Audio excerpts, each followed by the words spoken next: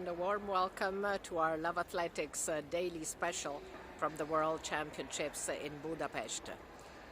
Today, 21 August, third day of competition. There was no morning session, but here this evening we have four finals: men's triple jump, men's discus throw, men's 110 hurdles, and the 100-meter women final. So we'll be bringing you interviews from all these events. Enjoy!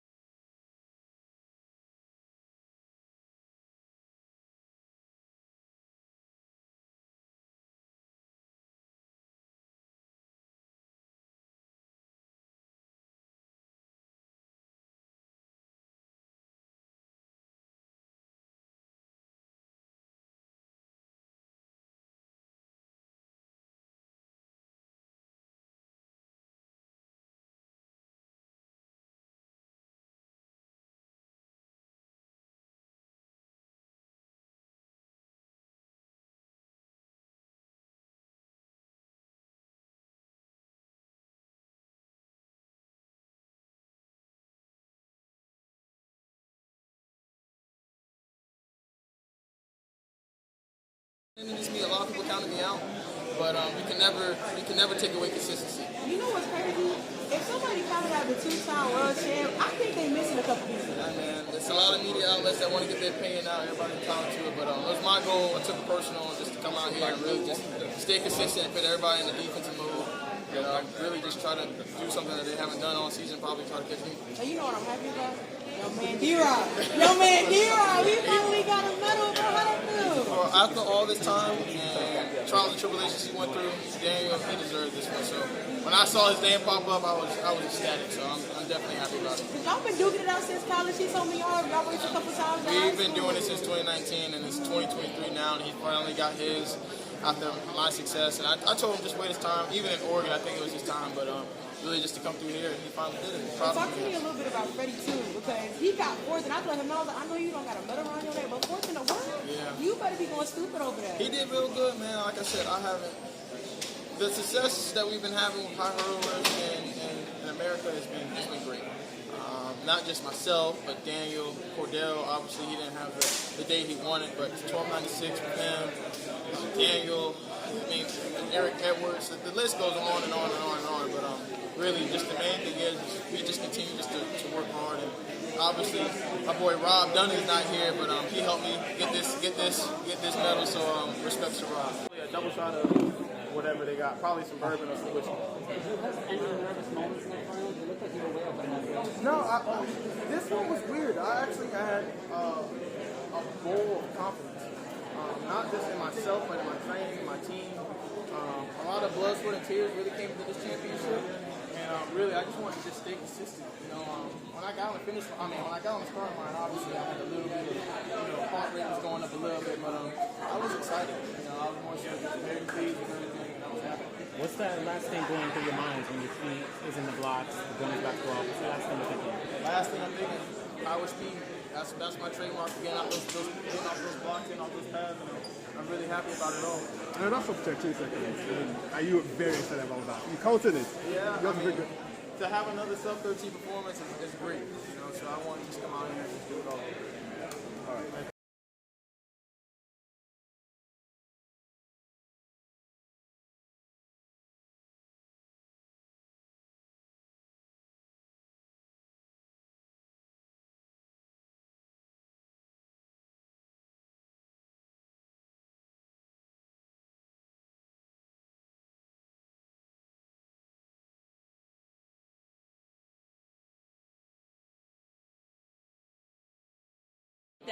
Comment te sens-tu, ce premier titre mondial pour le Burkina Faso, pour l'Afrique, au triple saut?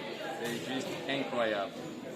Parce que c'est un rêve qui devient réalité, un rêve que je nourris depuis vraiment très longtemps, mais vraiment concrètement depuis 2019 où j'ai commencé à avoir des médailles au niveau mondial, où j'ai pu avoir le bronze, l'argent et maintenant l'or.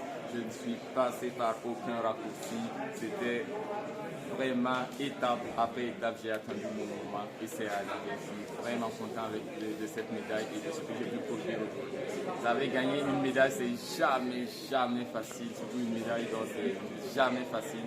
Quelle que soit la perte réalisée, quelles que soient les personnes qui sont là, c'est jamais facile de réaliser une médaille parce qu'on a tellement d'attentes envers nous-mêmes, on a tellement d'exigences et de choses qu'on peut vraiment passer à côté justement. Et comme vous l'avez vu, le concours n'était pas aussi facile, hein, même s'il n'y avait pas forcément de très gros noms. Ça a été beaucoup plus difficile parce que j'ai eu à lutter finalement contre moi-même. Hein. Je m'étais préparé pour un combat avec des adversaires, mais je suis encore retombé dans un piège que je pensais avoir éliminé depuis, c'est-à-dire fixer un adversaire et vouloir le battre. Et malheureusement, il y avait justement le Jamaïcain que je me préparais à le battre parce qu'on s'était préparé, on pensait qu'il allait pouvoir sortir 17,90 encore et tout ça. Donc on se préparait pour ce combat. Et finalement, il est blessé, ça a éteint quelque chose en moi. Et donc après, j'étais face à moi-même en fait. J'étais perdu un peu dans le concours. Il m'a dit, réveille-toi. Mais ça ne passait pas. Après, il m'a juste dit, relax, parce que depuis le début de la saison, tu fais 17,60 à toutes tes compétitions. Toutes tes compétitions, tu sais faire 17,60. Tu n'as pas besoin de forcer pour sauter 17,60. Vu la physionomie, refais 17,60 parce que tu sais le faire. Zango, bronze, silver, now gold medal, the first gold medal for Africa in triple jump and, Burkina Faso. These young boys and girls who stay away from the field events, what can you tell them and how are you feeling, I want to tell them today that everything is possible. You don't have to be humble when you dream. You have to dream the highest level. You have to be humble when you do your action. You have to be humble with the progression. You don't have to be humble when you dream. I started dreaming of gold since 2019, but I was humble with all the results. I was not happy. I continued to work to get a better result. So I did the bronze, I did the silver, and now it's my time for the gold. Which is sweeter, the bronze when you got a welcome, EU's welcome in 2021, and this one? Which is sweeter for you? Hey, it's amazing because being on every podium since 2019 is never easy for an athlete. So I'm just happy with all the progression, all the consistency I proved. So I just want to tonight. I don't want to dream about future. I don't want to dream about Olympics. I want to live the moment. I want to share the medal with my coach, with my team, with my family, who is there my family. Lázaro, excelente ese resultado, sobre todo después de los problemas físicos que has tenido en los últimos años. Bueno, agradecerle, como ya había dicho anteriormente en mis entrevistas, a mi médico, mi equipo de trabajo, mi entrenador, que siempre apostaron en mí. Yo siempre tengo la mayor disposición de dar todo lo mejor de mí. Pero bueno, aquí salió. Y salieron 2 medallas para Cuba, así que la escuela cubana siempre ha regresado ahora al top de la disciplina, lo que es muy bueno también. Sí, claro. Yo digo siempre que la escuela cubana de triple salto es una de las mejores del mundo, ya que siempre tenemos saltadores en finales y medallistas. Me siento bastante bien con este resultado. Este año fue un año demasiado difícil para mí, un año discreto, pero bueno, gracias a mi entrenador que es mi papá, se lo debo todo a él, pudimos alcanzar este resultado. De esperarlo, cualquiera no se lo espera, pero yo sí me lo esperé, porque hasta el final batallé, hasta que salió el resultado. ¿Y qué te ha ayudado en eso? También la experiencia, porque tú tienes bastante experiencia en los mundiales, en los grandes eventos, ¿eso te ha ayudado aquí hoy? Bueno, esto lo que me dieron fuerza fueron mi abuelita que está en el cielo y se la dedico también, está en el cielo. Me dio mucha fuerza, mi tío Lucas también me dieron mucha fuerza y todos mis familiares que están en el cielo viéndome también me dieron mucha fuerza. Y vine con el objetivo de coger cualquier tipo de medalla porque en Londres 2017 fui cuarto por 3 centímetros. En Doha, Qatar, fui quinto, me lesioné y aquí de todas tenía que cogerla. Si no cogía una medalla me iba a sentir demasiado incómodo conmigo mismo. Entonces el regreso de la escuela cubana a medalla. Y en París 2024 los cubanos también van a dar buena actuación. Fantástico, felicidades. Gracias.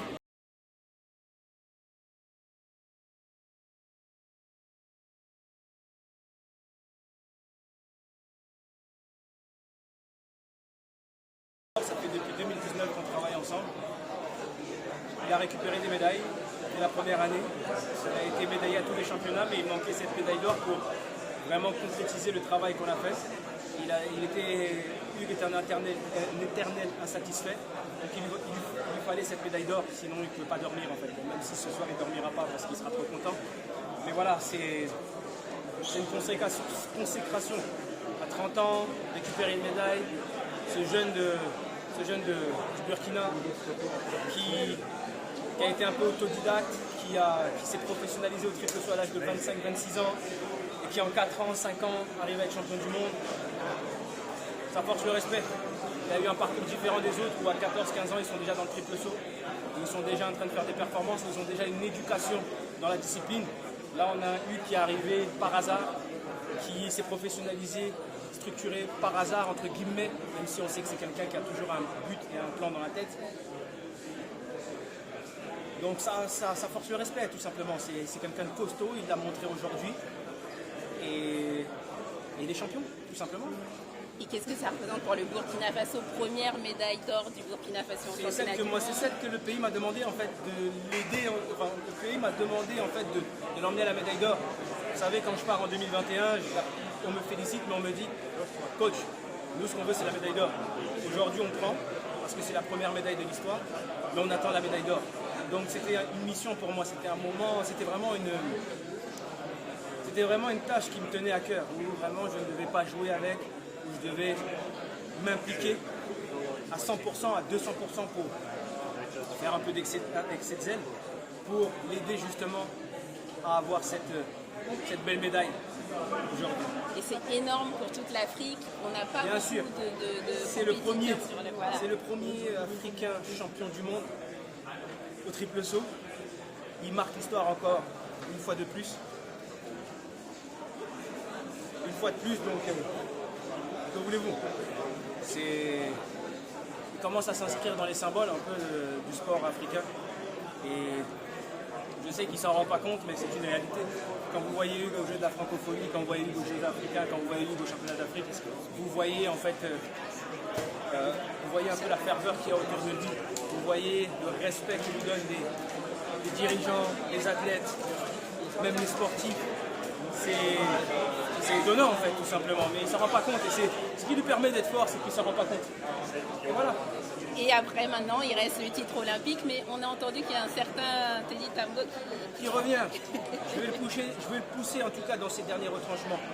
Justement, il faut que Hugues, comme je l'ai dit tout à l'heure, il a besoin de sentir la pression, il a besoin d'avoir peur. Si Hugues n'a pas peur, c'est là où il est mauvais. Il faut se dire les choses. Et c'est pour ça qu'il a failli passer à côté du concours, c'est qu'une fois que le Jamaïcain s'est blessé, il a compris qu'il n'y avait pas de bagarre et c'est là que l'envie est partie.